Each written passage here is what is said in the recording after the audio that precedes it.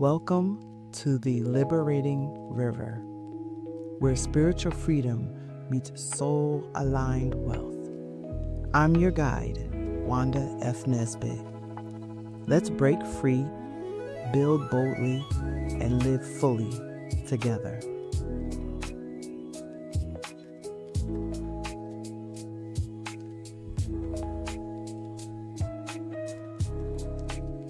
It is definitely a place where it feels like faith is silent.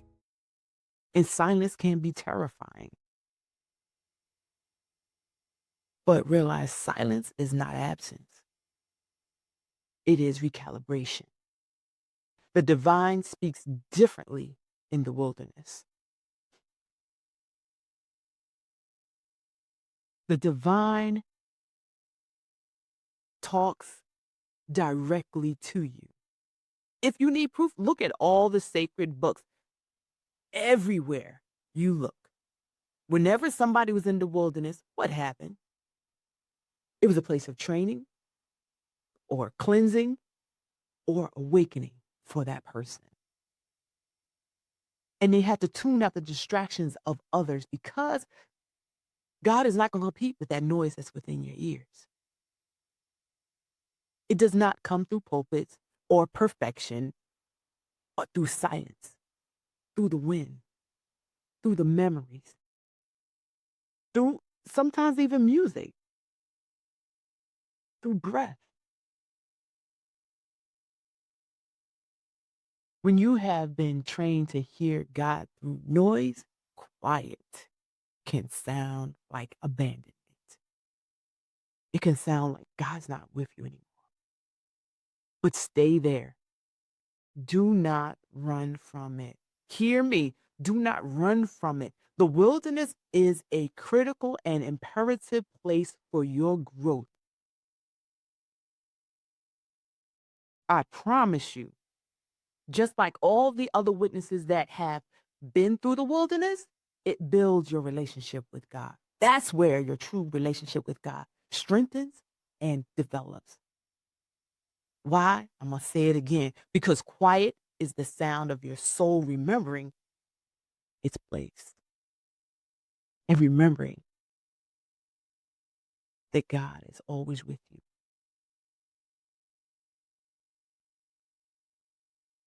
You know, maybe that's really what spiritual breakthrough is. I know it's not the lightning strikes. We know that. But maybe it's a homecoming. Maybe the wilderness is a homecoming. You begin to remember that the divine was never outside of you. Maybe you remember that the divine was always with you. And he's waiting for you to perform well enough to be loved. And I say it that way because when you go into the wilderness, you got to perform there. You got to perform something. You know what you're performing? You're stripping down. You're detoxing from those things that was toxic for you. That's your performance. I'm not talking about performing. I'm talking about the performance of loving yourself. Love has been the pulse beneath every question. Love is the definition of God. Awakening is just that peace to help you find clarity. Awakening is found in surrender, that detoxing. And you know how you start to realize you're going through it? You notice things. You notice the little synchronicities that feel extra personal. You know, those signs that show up like little love notes or God, or as I like to say, God winks. And it's like, only you, God, would have done that. It's in that stillness. And to me, I'm going to put it this way. It's those stillness that feels ridiculously holy. Like it feels sacred. I believe that's when the divine starts meeting you in the ordinary things so that you know that you know. God is with you. In what things? How do I see it? Through the sunlight. Say you're sitting somewhere and the sun hits you and the sun feels different on your skin. It feels like it's giving you life. Or in laughing. They say laughter is good for the soul. So a true hearty laugh, I don't know, it does something inside of you. Think about it. Every time you have laughed, it changes something that was once tight within. And then, of course, I stand on forgiveness. And you hear it. It frees you more than it excuses that other person who did you wrong.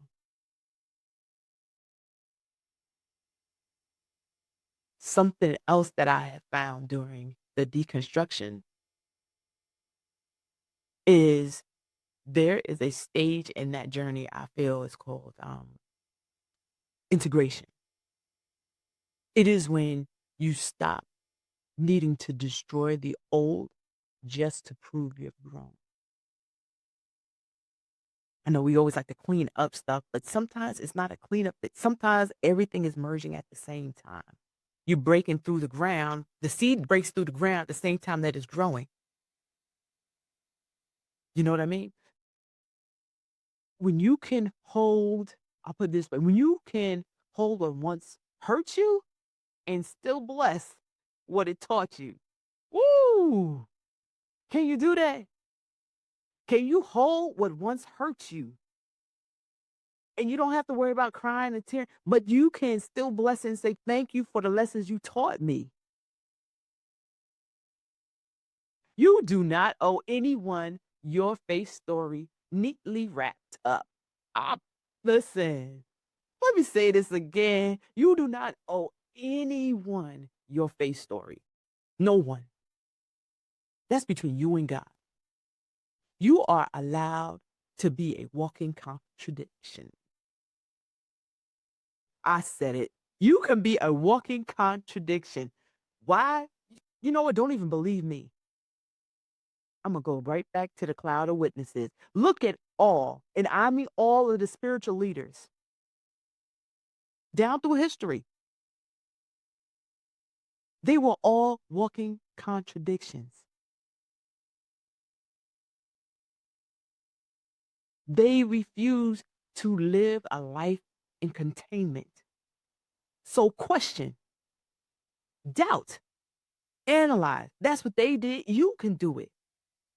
Because in your questioning, you will develop a knowing. In your doubting, you will develop joy. God, I promise, can handle your honesty. I promise he can. The divine is not fragile. In fact, think I think God expands you and expands inside you through your honesty, through your curiosity, through your courage, because it all takes courage, and your compassion.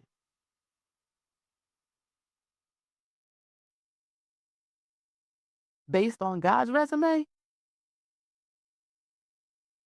honesty, curiosity, compassion, those are all the foundation of building a true relationship with God. So, yes, question all you want. Questions do not scare God. Whew, whew. I want to tell you right now, take a deep breath. Take a deep breath right here. I know. I know this is deep and challenging. I know. I know it is. But you got this. If you are here listening to the sound of my voice, it means you are ready to move from deconstruction to divine design. So, how do you navigate this breakthrough? I sat on that. I I was contemplating this. And you know what I'm gonna call it? I'm gonna call it stay. Stay. S-T-A-Y. The S, it stands for sit with your story. Stop running from it. I said it previously. I'm going to say it again. Stop running from it.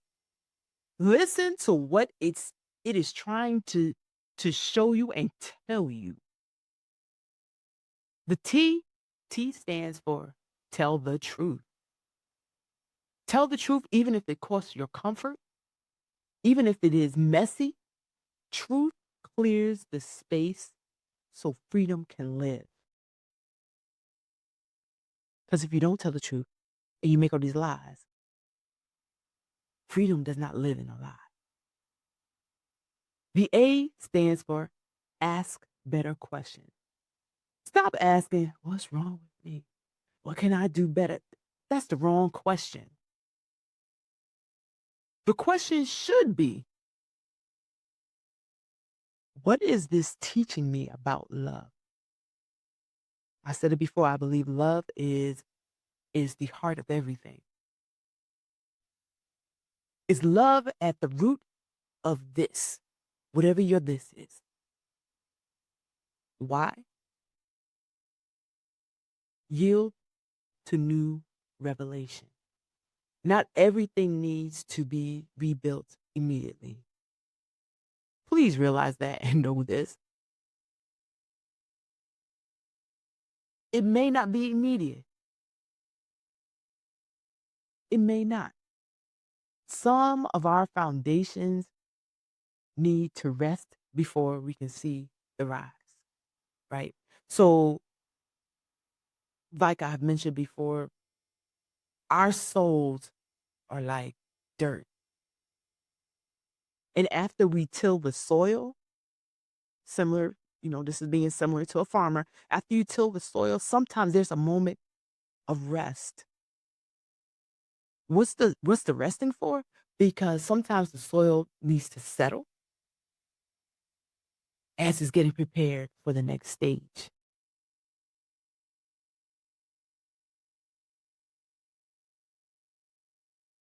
It's okay to rest. That's how I see things. S-T-A-Y. You're not stuck. You're just being steady and preparing. If it's safe for you, go ahead and close your eyes. Or do this later on when you can.